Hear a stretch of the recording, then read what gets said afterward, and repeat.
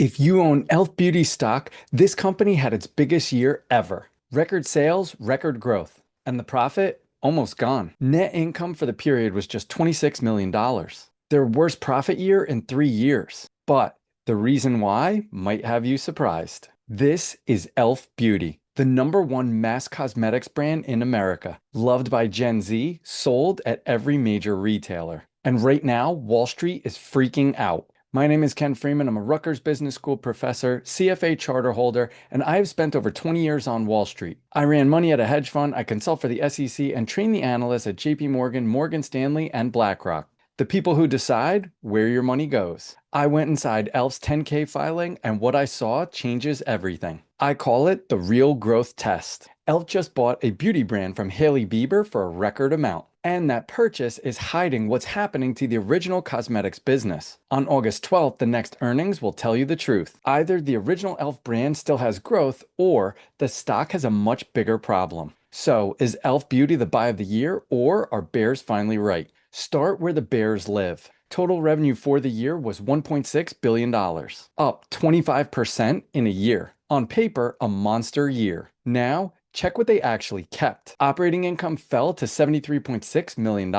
A year ago, it was $158 million, almost cut in half. More money in, less money kept. And the gross margin tells you why. 70.7% this year, 71.2% last year. The filing blames tariffs. Most of their product is sourced from China. China product carries a 25% tariff. So why is revenue still going up? The answer is the rest of this video. To understand what is going on, you have to know how e.l.f. makes money. Picture a 17-year-old in Houston, Texas. She is on TikTok. She sees a viral video of a lip product that costs $8. She walks into Target after school. She grabs the e.l.f. version. Same finish, 1/4 the price. She also grabs a Hailey Bieber Rhode lip tint. Same shelf, same checkout. This is e.l.f. in one sentence. Affordable cosmetics built for Gen Z. e.l.f. makes money two main ways. First, retailers. 76 cents of every dollar they sell. Target, Walmart, CVS, Sephora. Retail shelves, real foot traffic. Second, e-commerce, the other 24 cents. elfcosmetics.com and Amazon. Direct to the customer, higher profit per sale. Here is what no other beauty company has.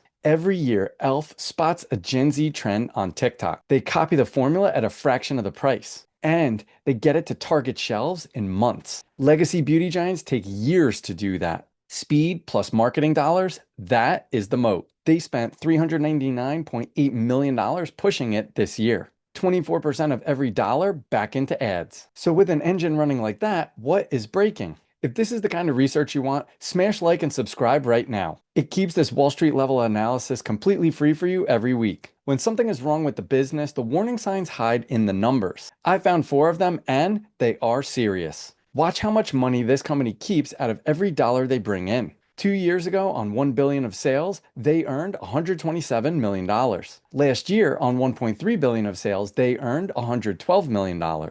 This year, on $1.6 billion of sales, they earned $26 million. Sales up, profits down. Profits down to less than 2 years ago, with 60% more revenue than 2 years ago. This is the bear case in 2 lines on 1 page. It gets worse. Watch this next one. On page 76 of the 10K, there is a line that did not exist last year. It's called Change in Fair Value of Contingent Consideration. Dense term, here's what it means. When e.l.f. bought Hailey Bieber's brand, they offered the seller a bonus. If the brand sells more than expected, e.l.f. has to pay up to $200 million extra.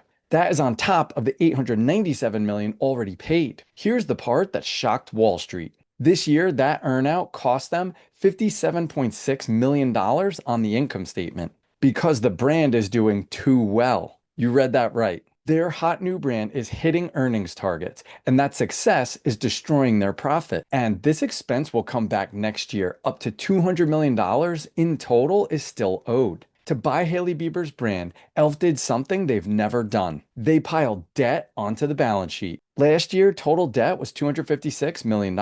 This year, $841 million. From $250 million to almost $1 billion in just 12 months. Debt comes with an interest bill. Interest expense this year was $35.3 million, up $21.5 million from last year. Every dollar going to the bank is a dollar not going to shareholders. The term loan matures March 2030 at a variable rate. If interest rates climb from here, that bill climbs with them. When a company buys another brand, the price paid above what the business is worth gets recorded on the balance sheet. Accountants call it goodwill. Last year, e.l.f.'s goodwill was $340 million. This year, it jumped to $853 million.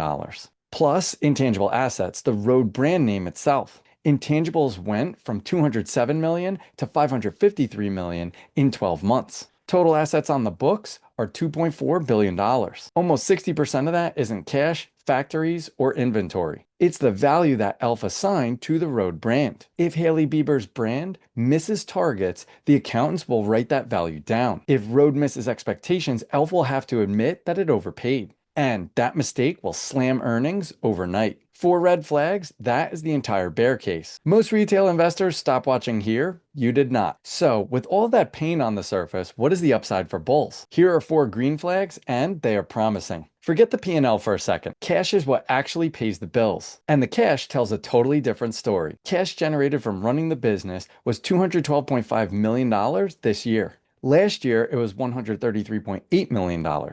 Cash flow grew 59% in a year. How can profit fall and cash flow rise? Because the Hailey Bieber earnout charge is on paper. The company never wrote a check. The cash is real, the pain is accounting. Wall Street is reading the wrong line. Remember those 2 ways that e.l.f. makes money?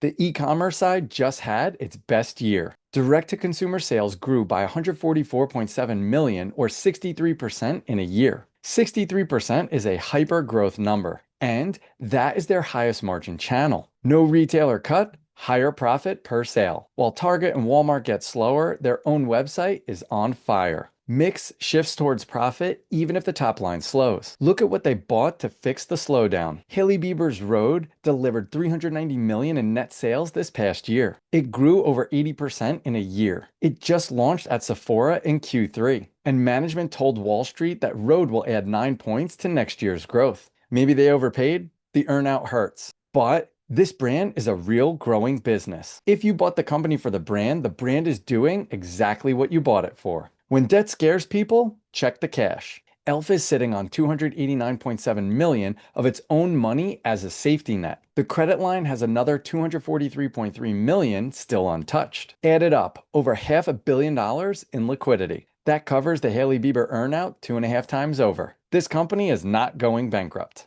With my YouTube membership, members can ask any questions they have about this stock or others live. The link is in the description if you want in. 4 red flags, 4 green flags. So when Wall Street looks at all of this, where do they actually land? Right now, 16 analysts cover e.l.f. Beauty. The consensus rating is outperform. The Wall Street median price target is $71. With the stock around 64 today, that implies upside of 11%. JP Morgan moved first the day after earnings. They cut the price target from 85 to 80. But they kept the overweight rating. Overweight is Wall Street code for still a buy, but it's worth less than a month ago. JP Morgan still believes, but the conviction just dropped. Morgan Stanley is the bear in the room. They cut the price target to 59, below where the stock trades today. And the reason they gave was brutal. Quote, the base e.l.f. Cosmetics brand has slowed to low single-digit growth in 12 weeks. The legacy brand is stalling. Last week, Bernstein started coverage. Market perform? Price target 60, right below the current stock price. Bernstein is saying that you make 0 from here.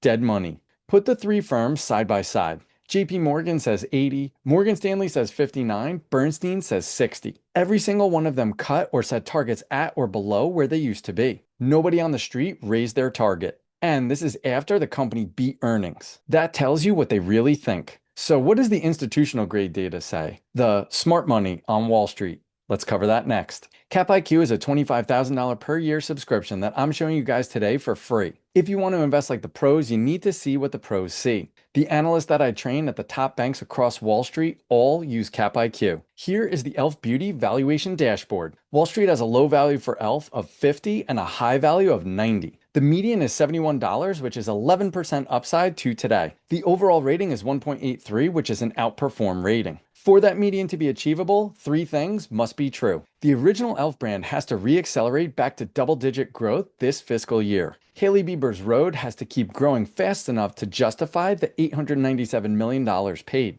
The tariff bill has to stop crushing margins. Gross margin has to stop compressing. Cap IQ does not give certainty, but it shows us what the biggest investors on the planet are betting on. The street has a $71 median target, but Morgan Stanley says 59, and insiders are selling right here. So which side of this trade is actually reading the numbers right? At the start of this video, I introduced you to the real growth test. The question was simple. When you strip out the Hailey Bieber brand, is the original e.l.f. business still growing? If yes, the Bulls win. If no, you're paying for a story. Here is the honest answer. Hailey Bieber's brand contributed $293.5 million to e.l.f.'s growth this year, which leaves the original e.l.f. brand with just $29.5 million on a base of $1.3 billion in sales. Without Hailey Bieber, this company would have been dead flat, which means that the real growth test is failing. Check who buys the product wholesale. Target was 18% of total sales.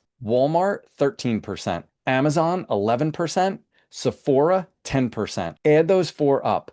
52% of total sales. Half of this company runs through 4 doors. If one of those 4 cuts shelf space next quarter, you do not lose 1% of revenue, you lose 10%. That is the buried risk that Wall Street is missing. If the viral name made you want to buy this, your brain just played you. I broke down that exact bias in my Monday video. The link is in the description. Here is what the bulls are right about. e.l.f. has enough cash to survive any bad quarter. This is not a company that goes bust. This is a company that has to prove that it can grow organically. On August 12th, e.l.f. reports Q1 of next year. That is the first clean look at growth. And this is with Hailey Bieber's brand fully in the base. You should seek the advice of an investment professional always. I do not know your individual financial situation. This content is meant to educate and is not investment advice. If you want the full DCF model that I'm about to walk through, that lives inside the Win Like Wall Street School community. The link is in the description if you want it. That being said, my DCF model shows an implied share price of $78.25. With the stock currently sitting at 64, that implies upside of over 22%. So, based on the numbers, e.l.f. has a buy rating. On Wall Street, if a stock is trading at greater than a 20% discount, it's considered a buy rating because it provides us a margin of safety. I do not currently have a position in e.l.f. I already have other consumer discretionary names and will maintain my current sector exposure. Pay attention to one thing moving forward. Does the original e.l.f. brand grow above 5% in the August 12th earnings? If yes, the bulls are right. If no, the legacy brand is finished. That is the only question that matters. Are you a buyer of e.l.f. at 64? Or do you think that the legacy brand is dead? Let me know in the comments below. Next week, I'm going inside the filings of a company that retail can't stop talking about, but Wall Street has a totally different take. Subscribe so that you do not miss it. As always, be relentless.